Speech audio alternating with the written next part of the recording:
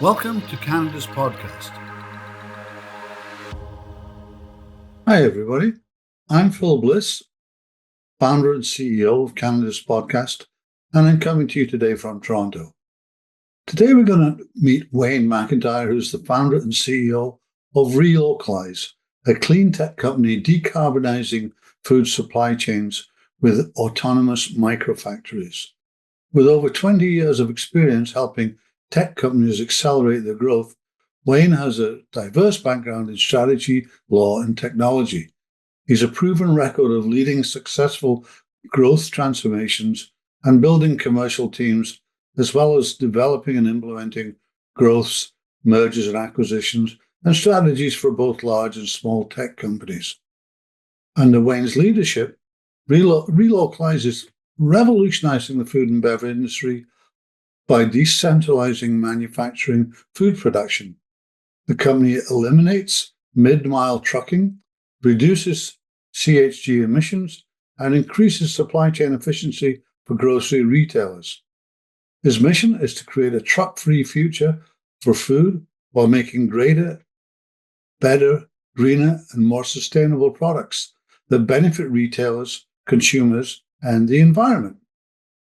He holds a BSc and Doctor of Law and an MBA. So Wayne, before we get deep into our conversation, why don't you tell us a little bit about you, what you do, and how you got here? And from my perspective, having done a little bit of research, I'm very interested in the cleantech approach of Relocalize, probably because we've been, killed by supply chain news in the last 2 weeks with strikes and things like that. But maybe you can explain the benefits and the economics of the clean tech approach for the end user. But start with yourself, if you like. Sure. So, I'm the one of the founders and the CEO of Relocalize, which is a technology company. We're a purpose-driven organization, and that really tells you a little bit about me. I think the business exists, and why I founded it and why I wanted to found it is because, technology, impact, working with people, having good fun is basically why I get up every day. My goal is never to work for money. Ever work for money. I don't mind taking a paycheck. A man of my own principles. That's really cool. I'm going to take the paycheck. Don't get me wrong, but my goal has been for about the last 20 years never to work for money, work for purpose, work for passion, and really that kind of says it all. It's when you work in a startup, you work with people that are there because they want to be there. And when you work at a startup, you work with people who tend to be curious, people who tend to be earnest, people who tend to be open-minded and willing to take a bit of risk. And being surrounded with people like that every day is just what gets me up in the morning, and hopefully we achieve something important in the process as well. Cool.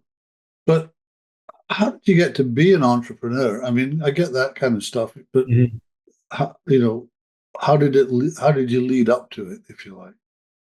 Well, I started, I think as like so many people, I'm a Gen Xer, right? So we're mowing lawns, we're starting our own little businesses, and I went to the University of Western Ontario for my undergrad in biochemistry and genetics, and I had some business ideas that ultimately turned into some business plans for other people. But what did I do? I got a job filing. You know what I mean? I got a job that helped me pay for my university. I never pursued those passions. And then when I graduated from university with a passion for technology, just as curious as I am today, if not more, maybe. But I think it's pretty much similar. What was the smart decision? The smart decision was this was during a recession in the 90s, and I wasn't sure what I wanted to do. I wasn't sure whether I could get a good job, and so I thought, what, being a lawyer would be a good idea. That's a smart job. That pays well. That'll pay the bill. I did the sensible thing, right?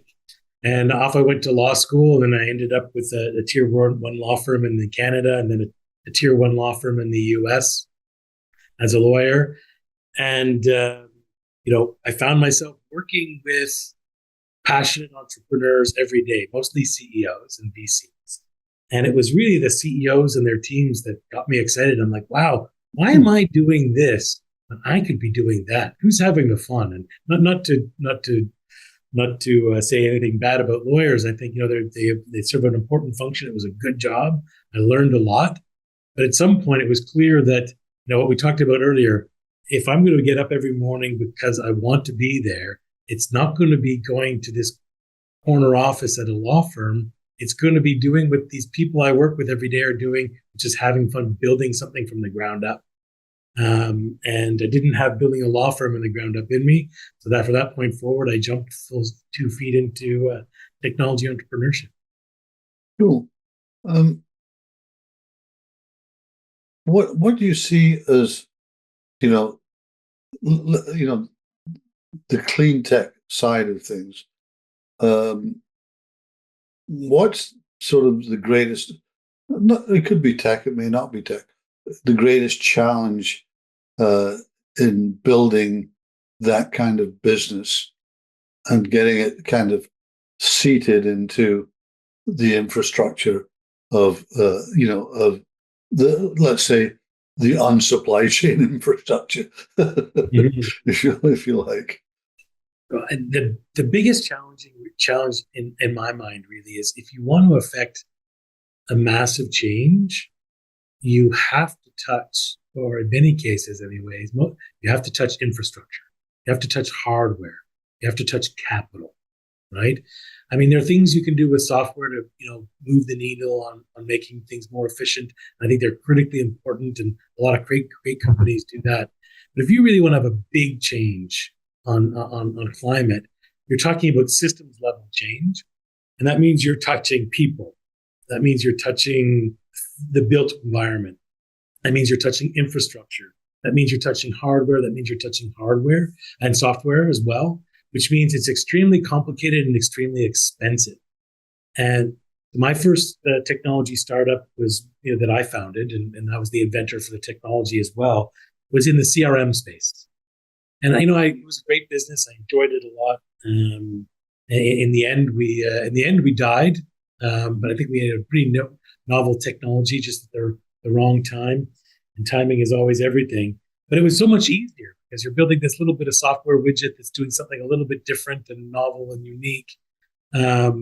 But it's just so much easier from a fundraising perspective, from a speed to market perspective. As soon as you're touching sustainability, things get hard. But the purpose gets big too. The challenges get big, but the hurdles get big, but so does the purpose, which makes it, maybe 10x the challenges, but you have maybe 20x the purpose, which makes it all worth it. So, seeing you talking about challenges, I mean, what's the greatest challenge you've faced in this business to date? Mm-hmm. So I'll describe Relocalize just in a very brief nutshell, just to put it in context. At Relocalize, we're trying to get rid of middle mile transportation of food. We don't believe food should go on a truck from a centralized production facility or a farm or anywhere else to a distribution center and to the local environment. We think everything should happen locally, including manufactured foods. And our approach to do that is to make these small, we call them micro factories. They're fully autonomous, no humans on side, and they make food-related products that right at a distribution center. So there are no more trucks. Right? So all the carbon goes away. All of the supply chain complexity goes away. Everything that happens upstream goes away. But that means we're playing every role now. Because that type of technology doesn't exist right now, we have to invent the machines that make the product. And our first machine makes packaged ice. Why packaged ice? It's the heaviest, most expensive product to ship, and it's very carbon intensive. That's where we started there. But so you take a machine that makes packaged ice, we have to make the ice making equipment, because nobody makes an autonomous micro scale ice factory. You have to make the processing equipment, the food safety equipment, the packaging equipment. Everything has to be built from scratch. And that's a huge challenge. And all the software environment ultimately that allows us to control them remotely, use AI, predictive analytics to get our maintenance efficient.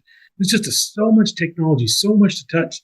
And that means you have to raise a lot of capital. And so, a lot of startups can start with, $25,000 and some love money from grandma and grandpa or from their parents or friends. The challenge we were doing is right from day one. It's like, okay, we need big money at the pre-seed level. We need big money at the seed level because we're building a heck of a lot of stuff, real stuff, tangible stuff in order to build that first microfactory. Discover the latest trends, strategies, and success stories in the ever-evolving world of business. CanadasPodcast.com. Subscribe now. So how have you overcome that? I mean, if you're constantly, lots of startups are constantly on the search for money, but you know what I'm saying? Yep. From pre-seed up to now, that's a big hurdle. How are you climbing it, basically? We've been able to climb it so far in a few ways. One, I think first and foremost, have the right people backing you. Right. So right from the beginning, we were very fortunate to have people who are leaders in the retail industry, such as Marc Poulin, the retired CEO of Sobeys, people in the US and in Europe as well. These kinds of people who looked at you and they're like, yeah, this just makes sense. I get it. I'd like to help you. Right. Because when you have great minds, when you're surrounded by great minds, not surprisingly, it's much easier to build a great business model and find the right target market. And, people always ask ICE. Why ICE? Right? We always talk about product market fit as entrepreneurs. And, a much bigger market that is also product made of water that's very heavy and expensive to ship would be a beverage. Mm-hmm. Right? But when you look at beverages, the beverage world, it's very complicated. There are big players competing in that space. It's very much, there are just thousands of different players. It's extremely complex. So what we were looking for, where's a market where we could truly dominate, right? Where we could, it's an overused term, where our product market fit is so good, where we bring so much value to the retailer and to the consumer, that it's a no-brainer that we will disrupt this market and the incumbents there will be a before Relocalize and after Relocalize. And that was packaged ice. So I think that was the second key for us was we were really careful in our product market fit selection. And there are just so many reasons that I bore you with right now as to why this was just the perfect market that gave us quick momentum, quick commercial agreements, and great unit economics as well, so that we can actually have a good business case behind this. Mm-hmm. So we had said people, we said great product market fit. And the next phase after this, you of course need to, build a business model of people that is investable, right? So in terms of becoming an entrepreneur and going down the path, what advice would you give your, say, 25-year-old self, that you've learned that you wish that, geez, if I'd only known that at the beginning kind of thing? Yeah. Well, first of all, don't wait. I wish I hadn't waited. I waited too long. I wasn't courageous enough to start early enough. I think I would have said, don't be afraid to do it. It doesn't matter whether you're 20 or whether you're 50. If you have that passion, it's never too late. Don't wait anymore. I guess maybe that's what I'd say. Don't wait anymore. The second part is, learn to be creative and curious, but in a structured way. So I would say, try to learn how a management consultant thinks, for example. Try to think, how do you do hypothesis level thinking? And your mission should always be to put together a strong hypothesis, a strong straw man of a business, and then go out and test it. But don't believe too much in your own, what you've come up with, but don't believe too little either. Like there's this fine balance where you listen to every advisor, they'll pull you in a million different directions, and you'll never end up anywhere.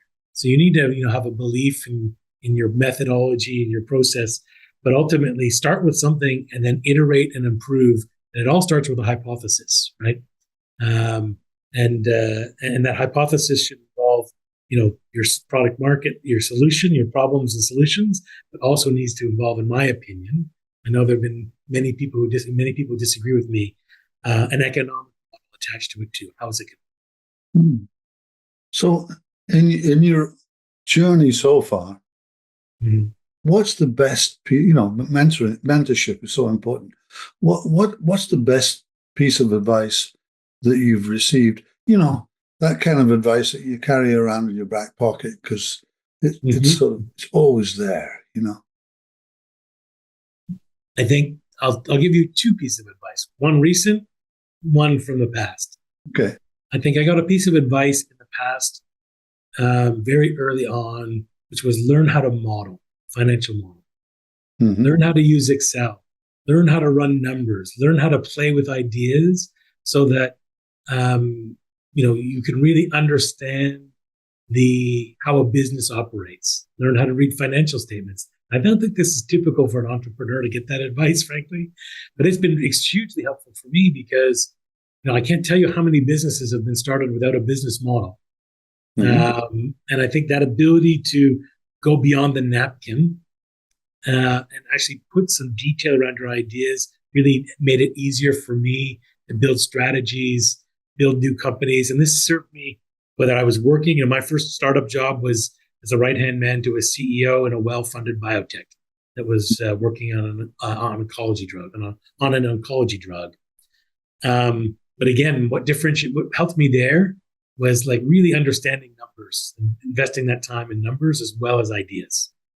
Ideas came naturally. Numbers, the modeling maybe didn't, but now it's second nature. More recent piece of advice that I think has been really powerful, and I won't name the name for who gave this to me, but it's a very successful entrepreneur, investor, venture capitalist, and his advice was, once you have their money, they work for you. And I think that's great. And it's a bit tongue in cheek, but it's pick investors who are going to help. But once you have their money, they're going to want to help anyways. So, don't be afraid to ask for their help, their contribution, their participation. With over 700 episodes and 500 news articles, we are your go-to source for all things entrepreneurship. CanadasPodcast.com. Subscribe now. So let's have a bit of fun. If you weren't doing what you're doing now, what would you be doing instead? Well, I think if it wasn't Relocalize, it would be something similar, right? It would be something entrepreneurial. Again, I told you right from the beginning, the most important thing to me is working with people who are courageous, purpose-driven, passionate. And I said earnest. And I think earnest is a word. The quality of being earnest, it's an adjective that is underappreciated. In today's cynical world, we think it means naive. We think it means, weak sometimes even. I think earnest is getting a bad rap. I'd be working somewhere with somebody who was earnest, because these are people who are there because they want to deliver on the purpose. They're not there for an ulterior motive. That could be a not-for-profit. That could be a community organization. For me, most likely it would be another startup, I'm guessing. But it would definitely be somewhere where the people in that organization, fit that type of qualities. They're curious, earnest, courageous, and purpose-driven. So what book are you currently reading, listening to, or podcast, whichever? It's a good question. I got a few on the go. So one of them is pure fiction, just beach reading, and I kind of enjoy that one. That's Brandon Sanderson. I'm a fantasy sci-fi nerd. So that's one of the ones I have going on. But actually, one that's maybe relevant, I think, both for fun and for business, is I've been rereading the whole Isaac Asimov book stack. Oh, yeah? Beginning to end. Right. Beginning to end. And so I'd read it a lot in my youth. And I'll tell you, that is just a great read for an entrepreneur, I think. Especially today, I'm working in a company with robots. We do robotics, and we do a lot of, AI is a big part of what we do, although I hate the term AI. Machine learning is, but anyways, we'll call it AI because that's what we're calling it all now. I like being predictive analytics, whichever. Yeah, exactly. We use a lot of the concepts that Isaac Asimov really, imagine creating the laws of robotics in the 1940s, right? I know. Or one of his short stories from the robot stories that I read recently. It's just amazing where there's space-based solar, right? in this story. It's maintained by autonomous robots, and they're beaming energy back to Earth with microwaves. You go and look at what the current ideas around space-based solar are, and you're in space, you're collecting solar, and you're beaming it down with microwaves. But Isaac Asimov came up with that. I believe that story was 1943, and even the first engineering concept for a solar panel and ideas didn't exist until the early 50s. Mm-hmm. I mean, I think that's we'll go with the Isaac Asimov books, and the one I finished most recently was Caves of Steel. Are you a morning or a night person? I am naturally a morning person, I would say. Mm-hmm. But the job we're doing these days makes it hard to get up in the morning.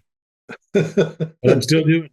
But I don't enjoy it as much anymore. And if you had to pick one word to describe yourself, what would it be and why would you choose it? I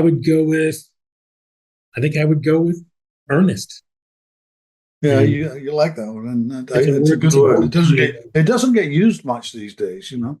No, I'd say I think I drink my own Kool-Aid. I think, I want to get up every single day with a fresh look at the world, unbridled optimism, not cynical, and with a ton of curiosity. And I think that's why I'd use that word. That's what makes my day worth getting up for, and my day worth working in. It also brings up the very old joke. I want to introduce you to Frank and Ernest, but that's okay. That's fine. Mm-hmm. What's keeping you up at night?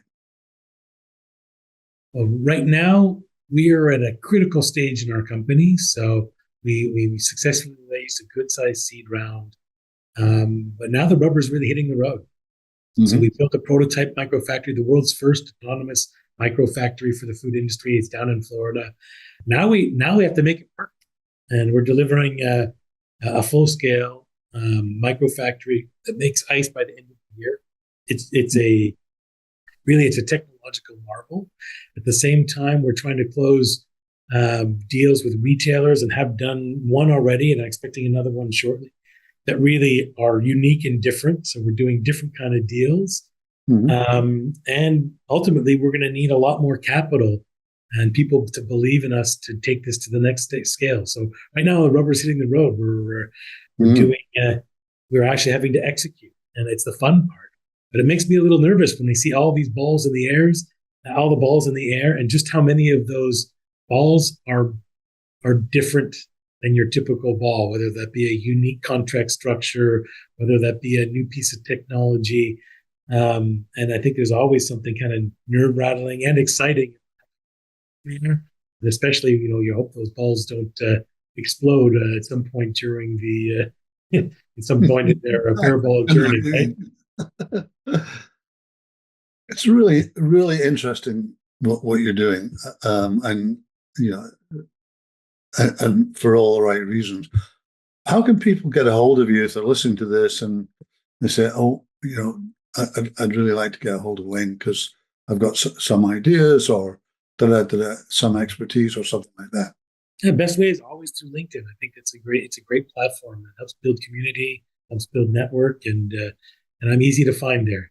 Googling Wayne McIntyre and Relocalize will bring you very quickly to my LinkedIn handle. Wayne, thank you very much for coming on the Canada's podcast. It's been really good listening and meeting you. Thank you, Phil. It's been a real pleasure, and I love what you're doing, and looking forward to hearing from other entrepreneurs on your podcast as well.